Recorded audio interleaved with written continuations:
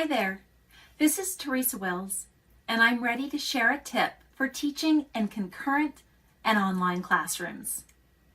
A question that I frequently receive is, how do I manage small group instruction when I have some students face-to-face and others joining online? This is important because students need to feel safe, productive, and accountable while collaborating in small groups. Before considering how you will manage breakout rooms in the virtual environment, ask yourself what norms, procedures, and rules are used during small group work in face-to-face classrooms. How are students safe? How are students accountable? How do you ensure that everyone in the group has a turn to speak? How do you ensure that students participate once small group work begins? These are just some of the norms and rules that govern the small group time.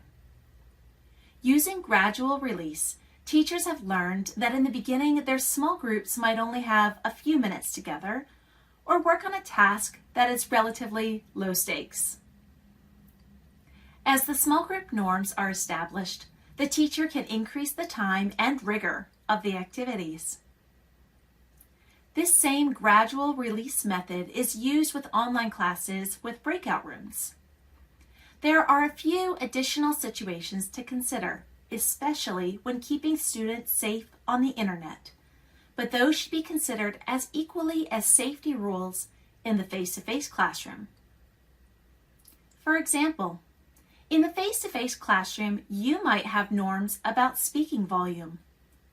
In online classes, you might have norms about using cameras. Safety rules in the face-to-face classroom might include no physical violence during disagreements. In online classes, you might include safety rules about the websites that students may use or avoid.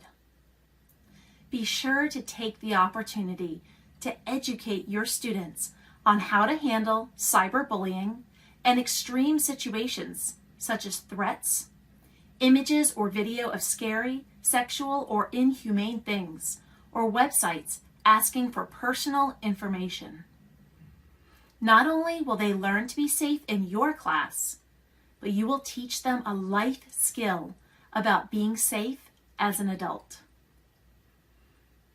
Once you've determined the norms and rules that you want in your class, the next thing is to scaffold the phases of small group instruction and a list of look-fors that will alert you when students are ready for the next phase.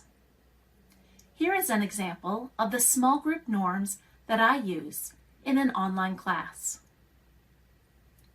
In the beginning, I use pairs, and I give them a quick 2 minutes to discuss two relatively low-stakes questions, such as, what's your favorite pizza topping? And how often would you like to eat pizza? In this first phase, I'm assessing students' comfort with the microphone, their ability to demonstrate kindness to one another, that they are implementing the safety protocols, such as approved websites, and that they are following all class rules. Once I see that the class is ready for more rigor, I move to phase 2. I increase the number of students in the breakout room and the time that they can spend in the room, but I still give them a lower level task. This time, the task is about content-specific standards, but might be an opinion question.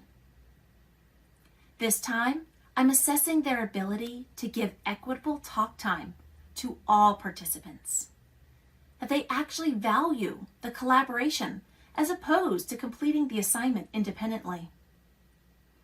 They show comfort with the technology, and in my math class, that they are implementing our problem solver's oath. Only after I've observed mastery of these norms do I move to the third phase. Now my students are ready to work in large groups for extended amount of time, debating and solving difficult problems as a group. It is important to connect all of your learners, regardless of learning location, through small group instruction. When teaching in a concurrent model, be sure to use the same gradual release protocol based on norms and rules for your online students to participate in small breakout rooms. For more information, videos, templates, and recording of live online learning, check out theresawales.com. Most importantly, remember that you are part of a team. Create a network of other teachers in your grade level, school, or county, and be sure to connect with your school-based technology specialist to learn step-by-step instructions. So give small groups a try, and remember to share your questions and successes with your team.